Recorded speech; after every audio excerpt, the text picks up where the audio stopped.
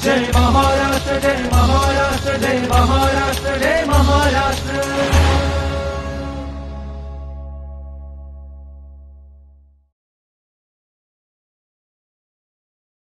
मंडळी नमस्कार. माहिती व जनसंपर्क महासंचालनालयाच्या जय महाराष्ट्र या कार्यक्रमामध्ये मी शिबानी जोशी आपल्या सर्वांचं मनापासून स्वागत करते. मंडळी, घटनेचे शिल्पकार, थोर विधिज्ञ, अर्थशास्त्रज्ञ, शिक्षणतज्ज्ञ, समाजशास्त्रज्ञ असलेले भारतरत्न डॉक्टर बाबासाहेब आंबेडकर यांची येत्या 14 एप्रिलला 134वी जयंती आहे. त्यानिमित्तानं राज्य शासनाच्या सामाजिक न्याय विभागातर्फे तयारी करण्यात आली. राज्य शासनाच्या सामाजिक न्याय विभागातर्फे समाजातल्या सर्व घटकांमध्ये समान न्याय मिळावा यासाठी विविध योजना राबवल्या जातात. या सर्व योजनांविषयीची आणि डॉक्टर बाबासाहेब आंबेडकर यांच्या जयंतीच्या तयारीची माहिती जाणून घेण्यासाठी आज आपण निमंत्रित केलंय राज्य शासनाच्या सामाजिक न्याय विभागाचे मंत्री संजयजी शिरसाट सर यांना. नमस्कार सर, आपलं कार्यक्रमात स्वागत. आत्ता मी म्हटलं तसं डॉक्टर बाबासाहेब आंबेडकर यांची जयंती येते, त्यानिमित्तानं सामाजिक न्याय विभागातर्फे बरेच कार्यक्रम उपक्रम राबवले जात आहेत, तर त्याविषयीची आधी माहिती सांगा ना. डॉक्टर बाबासाहेब आंबेडकर जयंतीनिमित्त प्रत्येक विभागात, मग तो मराठवाडा विभाग असो, कोकण असो, पश्चिम महाराष्ट्र असो आणि मुंबई आहे, या ठिकाणी सर्व सांस्कृतिक कार्यक्रम घेतले जातात. बाबासाहेबांच्या जीवनावर आधारित गाणे किंवा नाटक, पटनाट्य आणि दुसरं एक आमच्यातर्फे आता जे काही घटनाच्या बद्दलचं जे काही चर्चा चाललेल्या आहेत, तर ते घटनेचं पुस्तक सुद्धा आम्ही प्रत्येक ठिकाणी कसं पोहोचेल याचाही प्रयत्न करतोय. आणि बाबासाहेबांचे विचार या सर्व लोकांपर्यंत पोहोचावेत म्हणून आमचा एक प्रयत्न आहे. आणि मला वाटतं यासाठी आमचा सर्व विभाग अत्यंत चांगल्या पद्धतीने कामाला लागलेला आहे. बरोबर. त्याच अनुसार पुढे जवळपास 20-21 तारखेला समाजातील ज्यांनी बाबासाहेबांच्या आयुष्यामध्ये ज्या ज्या घटना घडल्या आहेत त्यावर केलेलं त्याच्या अनुसरून समाजकार्य असेल, त्यांनी समाजामध्ये केलेले उपदेश असतील, अशा काही निवडक लोकांना निवडून समाजभूषण पुरस्कार, अण्णाभाऊ साठेंचा पुरस्कार, असे वेगवेगळ्या पुरस्काराचे सुद्धा 21 तारखेला शक्यतो आम्ही तो एक मोठा कार्यक्रम घेतो. एक मोठा इव्हेंट आहे. त्याला माननीय मुख्यमंत्री देवेंद्र फडणवीस आणि दोन्ही उपमुख्यमंत्री एकनाथ शिंदे आणि अजितदादा राहणार आहेत. म्हणून हा आठवडा नव्हे तर 15वाडा हा आमच्यासाठी फक्त डॉक्टर बाबासाहेब आंबेडकर जयंती साजरी करणे यासाठी आम्ही राखीव केलेला आहे. बरोबर आहे. आपण असं म्हणतो की समाजातल्या सर्व घटकांना समान न्याय, मग त्यामध्ये अगदी विद्यार्थी असतील, ज्येष्ठ नागरिक असतील आणि दुर्बल किंवा अतिदुर्बल गटातल्या व्यक्ती असतील, सगळ्यांचाच आपण विचार करत असतो सामाजिक न्याय विभागातर्फे. तर विद्यार्थ्यांना आपण असं म्हणतो की विद्यार्थी हे भविष्यातले आपले सुजाण नागरिक असतात, त्यामुळे त्यांना त्यांच्या लहान वयात जर शिक्षण मिळालं किंवा एक चांगले विचार मिळाले तर एक चांगला नागरिक घडू शकतो. तर त्या दृष्टीने सामाजिक न्याय विभागातर्फे विद्यार्थ्यांसाठी काही विशेष योजना आहेत? तुम्ही पाहिलं असेल तर मी पहिल्यांदा मंत्रिपदाची शपथ घेतल्यानंतर पहिला जो व्हिजिट जी केली ती हॉस्टेलला केली. अच्छा. वसतिगृहांना केली, कारण की तिथून विद्यार्थी घडतोय. मग त्या वसतिगृहाची मग काय अवस्था आहे, त्यांना विद्यार्थ्यांना काय पाहिजे, या सगळ्या गोष्टी जाणून घेतल्या. आमच्याकडे निधी नाही अशातला भाग नाही. बरोबर. म्हणून आता आम्ही त्या पद्धतीने काम करतोय. आता विद्यार्थ्यांना हा आम्ही टार्गेट ठेवलेलं आहे की ह्या विद्यार्थ्यांना जे काही शिक्षण मिळते ते अत्यंत उच्च दर्जाचं असावं, त्यांची राहण्याची व्यवस्था तशी असावी आणि त्यांना असं वाटू नये की आपण घरापासून लांब आलेलो आहे. बरोबर. घरापेक्षाही चांगलं घर तिथं देण्याचा आम्ही प्रयत्न करतोय. म्हणून आता यावर्षी वसतिगृह आम्ही निर्माण करतोय एक पॅटर्नमध्ये नवीन आणि त्याच्यामध्ये 25,000 विद्यार्थ्यांचा समावेश कसा होईल नवीन. आता हे जे आहेत ते आहेत विद्यार्थी आजही आमच्याकडे आहेत, आणखीन 25,000 विद्यार्थी त्यात ऍड होतील. मग एक चांगलं वातावरण जे आहे ना ते तयार होईल. आणि शक्यतो एकूण एक सुविधा, जसं आपण त्याला 3 स्टार जरी म्हणाल तर हरकत नाही, परंतु एक त्याचा प्लॅन दर्जेदार, अत्यंत उच्च दर्जेदार. म्हणजे हॉस्टेलमध्ये गेल्यानंतर आपल्याला एक वेगळा फील आला पाहिजे. म्हणून तो एक टार्गेट करून आम्ही पुढे जायचा प्रयत्न करतोय. या 1.5 वर्षामध्ये हे सर्व अचीव्ह करायचा आमचा प्रयत्न राहणार. सर, आपण दुर्बल घटक म्हटलं ना की फक्त आर्थिकदृष्ट्या दुर्बल असं नसतं. तर जसे आपण म्हटलं की हे गरीब विद्यार्थी आहेत, तसंच तृतीयपंथीय हा सुद्धा एक समाजातला एक मोठा वर्ग आहे असं आपल्याला म्हणायला हरकत नाही, तर त्यांना सुद्धा आपण सामाजिक न्याय विभागातर्फे काही योजना राबवतो. मी आता तृतीयपंथीसाठी एक महामंडळ स्थापन केलं बरोबर. आणि तुम्हाला आश्चर्य वाटेल त्यामध्ये इतके वेल क्वालिफाईड लोक आहेत. बरोबर. एकेका तृतीयपंथीयांनी 2-2, 3-3 डिग्र्या केलेल्या आहेत, अरे वा. PhD झालेले आहेत. म्हणून त्यांचं एक महामंडळ स्थापन केलं आणि आता 15-20 दिवसामध्ये त्यांचा एक मेळावा सगळ्यांना महाराष्ट्रातल्या सर्वांना एकत्रित आणून त्यांच्याबद्दल असलेले काही सुविधा आपल्याला काय देता येईल, आपल्याला त्यांना कसं सामावून घेता येईल या संदर्भामध्ये तेच सर्वजण तेच सांगणार आहेत, ते सूचना करतील आणि मुख्यमंत्र्यापासून सर्वजण आम्ही ऐकून त्याच्यावर निर्णय सुद्धा घेणार. म्हणजे एक वेगळा मेसेज समाजामध्ये गेला पाहिजे आणि त्यासाठी परवाच्या दिवशीच आता आम्ही एकनाथ शिंदे साहेबांच्या हस्ते त्यांचे नियुक्ती पत्र दिलेले आहेत. अच्छा. म्हणजे त्यांचे GR वगैरे सर्व काढलेत, त्यांचे नियुक्ती पत्र दिलेले आहेत आणि ते आज फार आनंदात आहेत. भविष्यामध्ये त्यांना सुद्धा आणखीन काय सुविधा देता येईल ते जेव्हा प्रचार प्रसाराला जातील त्या टायमाला त्यांना अडचणी येऊ नयेत म्हणून ते सगळी काळजी सुद्धा हे विभाग घेणार आहे. म्हणजे अगदी शिक्षणापासून त्यांना सर्व नोकरी धंदा मिळेल, त्यांना राहण्याच्या घरापासून आम्ही सर्व त्यांची व्यवस्था करण्याचा प्रयत्न करतोय. सर, आता डॉक्टर बाबासाहेब आंबेडकर यांची जयंती म्हटलं की आपण डॉक्टर बाबासाहेब आंबेडकर यांचं मुंबईत खूप मोठं स्मारक उभारतोय इंदू मिलच्या आपल्या जमिनीवर, तर त्या स्मारकाविषयी सांगा ना, त्याचं काम कुठपर्यंत आलेलं आहे? मी इंदू मिलच्या त्या स्मारकाला भेट दिली. काम अत्यंत चांगल्या पद्धतीने चालू आहे, परंतु पुतळा जो आहे बाबासाहेबांचा पुतळा जो 350 फुटाचा आहे, मग त्याची स्टेज कोणत्या स्टेजला आहे हे पाहण्यासाठी मी मुद्दाम दिल्लीला गेलो, नोएडाला. राम सुतार म्हणून जे काही पुतळा बनवत आहेत त्यांचं वय 100 वर्षाचं आहे.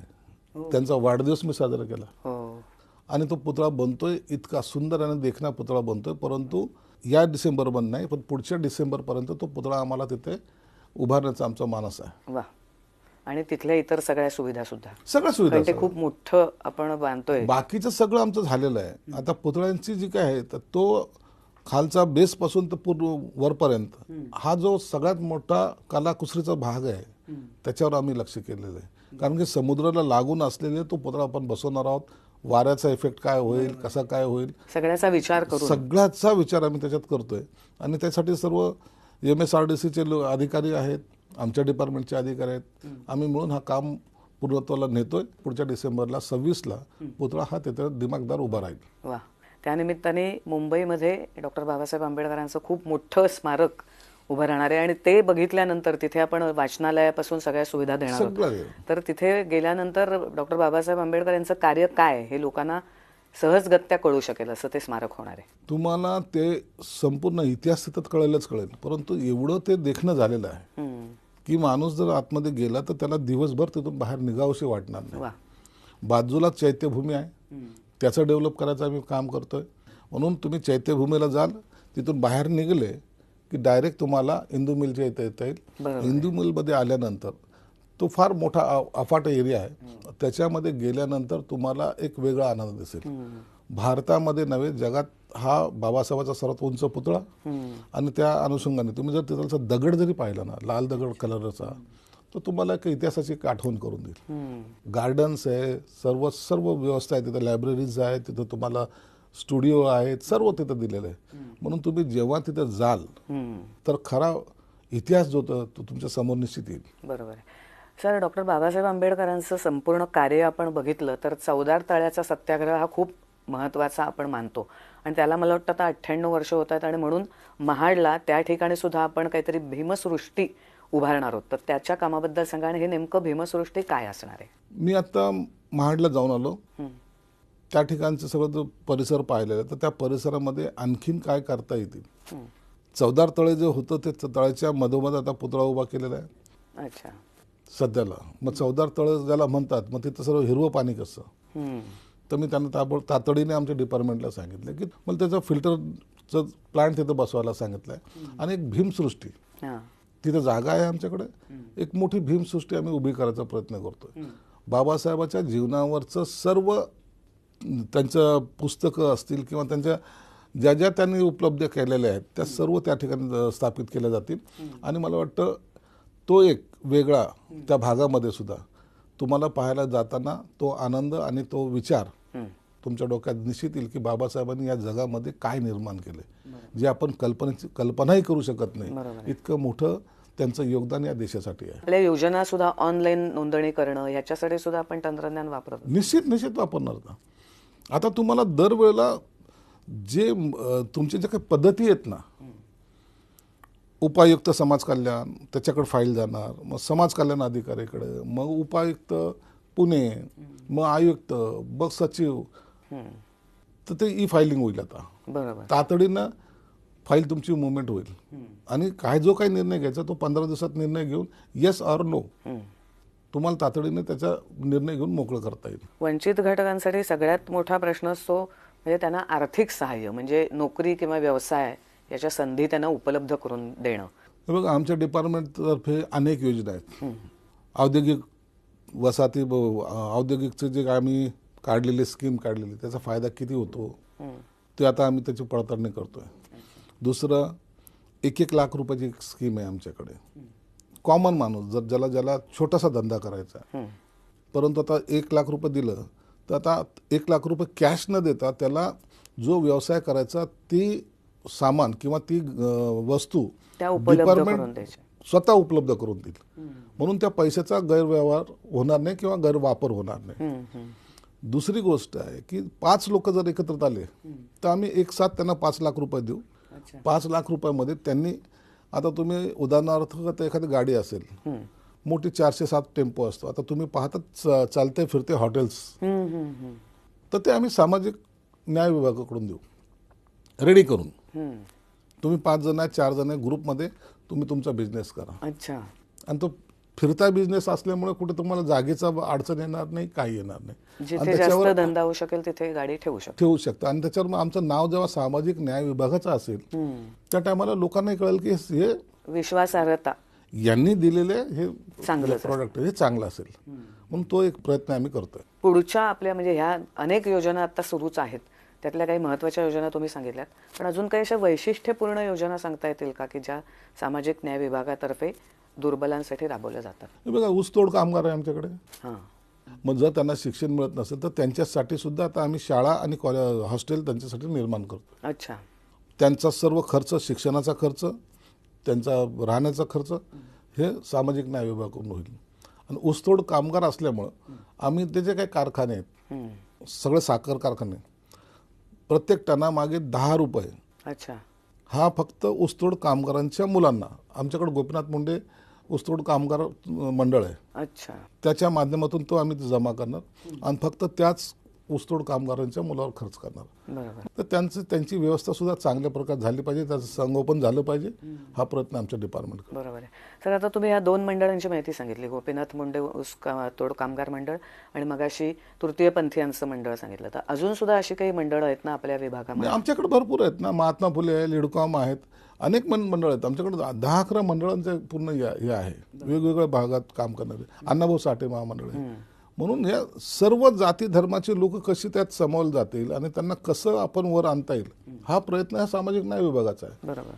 आता दुर्लक्षित करून चालणार नाही. प्रत्येक आता माणूस हा सुजाण झालेला आहे. बरोबर. तो समजायला लागलेला आहे.